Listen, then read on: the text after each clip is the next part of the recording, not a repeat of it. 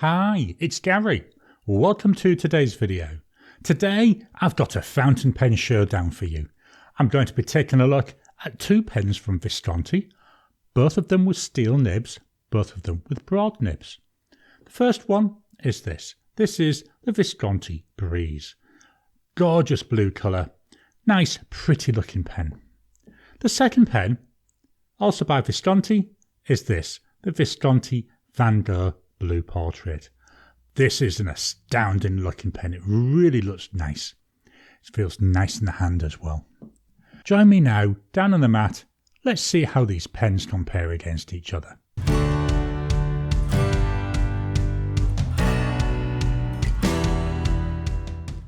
Welcome down to the mat.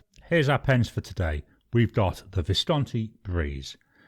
This was 163 Australian dollars. The second pen we're looking at is the Visconti Van Gogh in Portrait Blue, 343 Australian dollars. Double the price.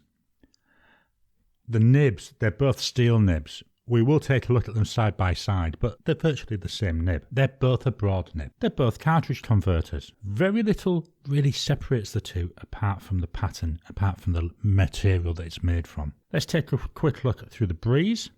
So the Breeze, at the top here, we've got a nice dome.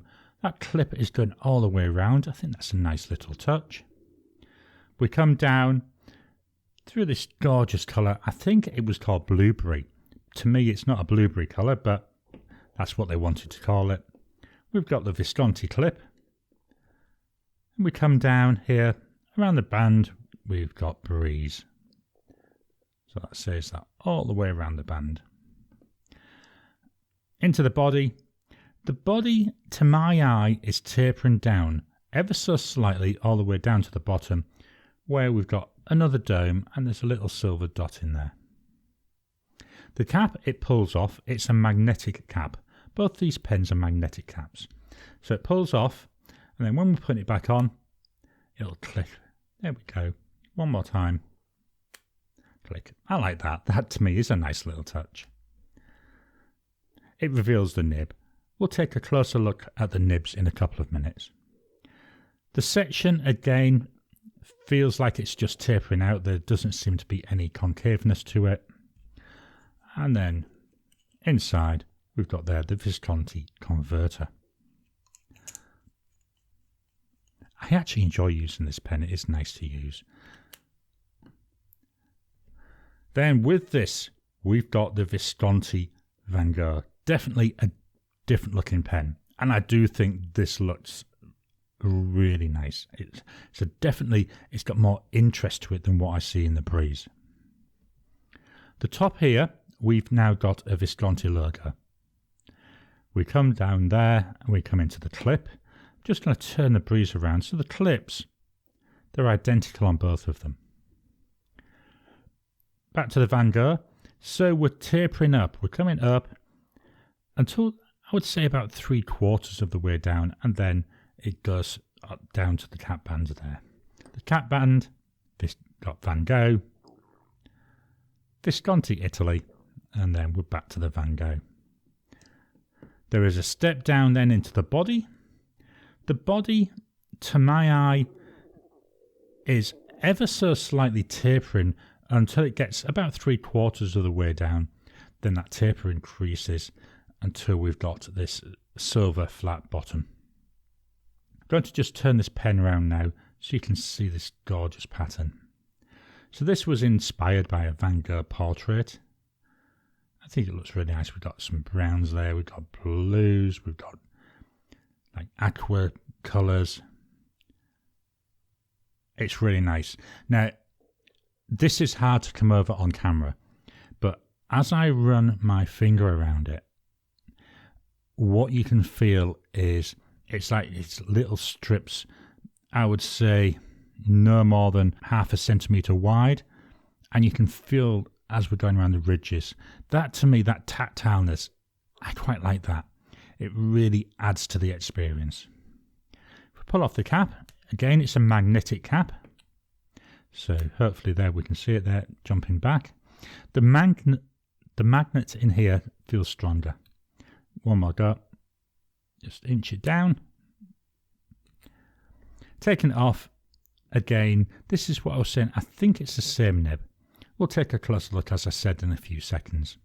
The section on here is metal, whereas on the Breeze, it was using that same resin. Let me take off there so we can actually see these two. I'm going to try and put them side by side and hope the magnets don't interfere. There we go. So side by side, I prefer the resin colour on the Breeze rather than the metal, that silver colour that we're seeing on the Van Gogh. We're going to take a closer look at the nibs. What I'm going to do is on the left hand side, I'm going to put the Breeze. On the right hand side, I'm going to put the Van Gogh.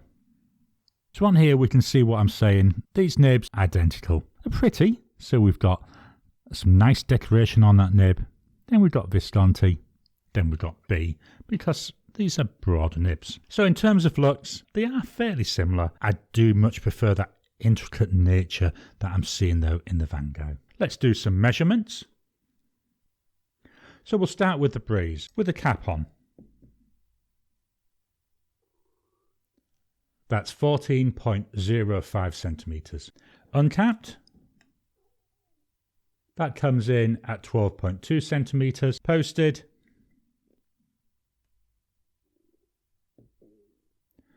there we go, posted comes in at 16.4 centimetres. So a nice sizable pen. If we look at the width, we've got in the body 1.4 centimetres. We've got 1.42 for the cap. And then the section, well, that's virtually identical. It's 1.06 all the way up. We'll fetch in the Van Gogh now. So with the cap on, this comes in at 13.95 centimetres, ever so slightly smaller. Uncapped, that's 12.2 centimetres, so the same as the Breeze. Posted, if I can get it to sit still, that's 15.6 centimetres, so shorter than the Breeze. And in terms of widths, the width of the body at its widest part is 1.25 centimetres, so definitely thinner than what we're seeing on a Breeze. With the cap, 1.42 centimetres, so the same. And then the section, because we've got this taper, that's going from 1.04 to 1.14 centimetres. Let's just swap over and fetch in the scales of measurement. So we'll start with the Breeze. There we've got 30 grams. Now I did weigh this without ink. Without ink it was 28 grams. With just the cap is 11 grams. The Van Gogh, pen as a whole, 32 grams. Uninked it was 31. And then the cap, 12 grams. So they're not heavy pens. Let's swap over the view and look at the inks that are in each of these pens. So the inks that we're going to be using today. Now, up until a week ago, these pens both had the same ink. They both had Diamine Aqua Lagoon in it. But unfortunately, they both ran out at the same time. So I thought, well, go on then, Gary, let's change the ink. So in the Visconti Breeze, I've got Robert Oster Fire and Ice. This is a nice blue colour. And I'm hoping in this broad nib that the ink really shows some character. There's the pen next to it. So I think the blue in the swatch, it's definitely darker than the pen. The writing tests I've done though, it writes a little bit lighter and it's a fairly nice match when you see it writing. Into the Van Gogh, I've got Diamine Marine. So this is a blue with a bit more of that greeny colour to it. Fetching the pen. Again, not quite a colour match, but you can see tones coming out, tones matching. So I think this looks nice together. And again, when I write with it, it looks a closer match. Get these out of the way. And we'll fetch in the notepad of testing. So this is a black and red notepad, A5 size, and it uses the Oxford optic paper. Now before I write, I'm just going to show you both these pens unposted and posted in my hand. So here's the Breeze unposted. Here's the Breeze posted. My preference is unposted and it's quite nice to use unposted. Here's the Van Gogh, unposted and posted. Again, I prefer unposted and it actually feels a little bit heavy when I've got it posted.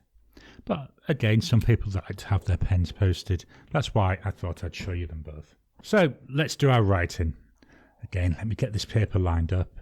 I don't like paper that's not lined up straight. So the first pen we're going to go for is a Visconti Breeze. Broad nib.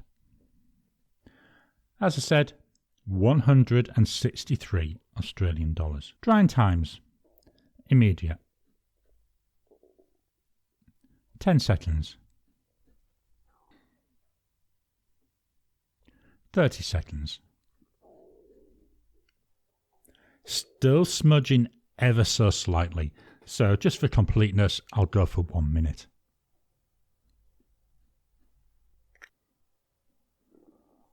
Yeah, we're definitely dry. I'm going to move the mic down to the page so you can hear the pen writing.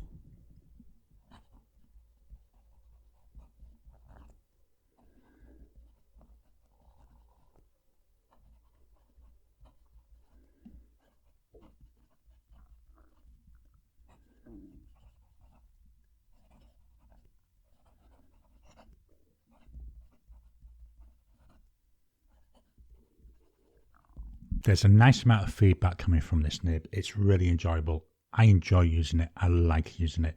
But I like that little bit of tactileness. Let's look at line variation. So this is with no pressure. This is with pressure. And to be honest, I don't really see much of a difference. I mean, yes, there's a little tiny bit there, but not enough that I'd write home about it.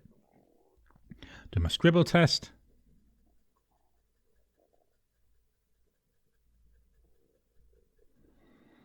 Yeah, the flow on that keeps up really nice.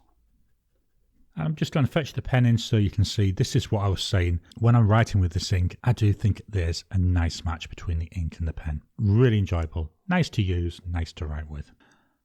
Let's go and look at the other pen. So the other pen, I'm going to slightly move this paper up. We have a Visconti Van Gogh. Again, it's a broad nib. 343 Australian dollars. That's a lot of money, isn't it? The ink, Diamine. Marine.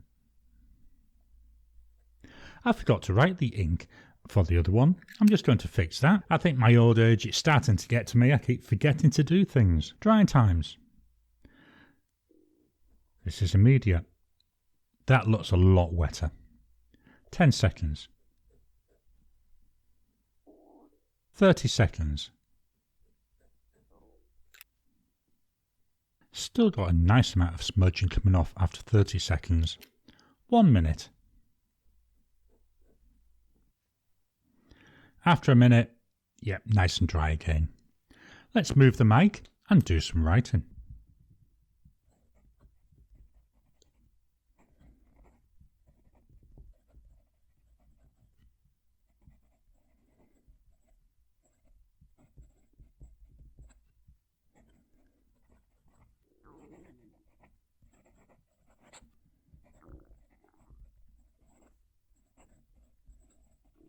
Very similar to what I was getting from the Breeze. Given that the nibs are the same, well, I wasn't really expecting anything different. And if I'd have got a different result, I think I'd have been more worried than getting the same result. Slightly move this paper up. Line variation. No pressure. With some pressure. Again, getting the same result as we were with the Breeze. Yes, you can get a little bit with the pressure, but not really enough to worry about. See how our flow goes.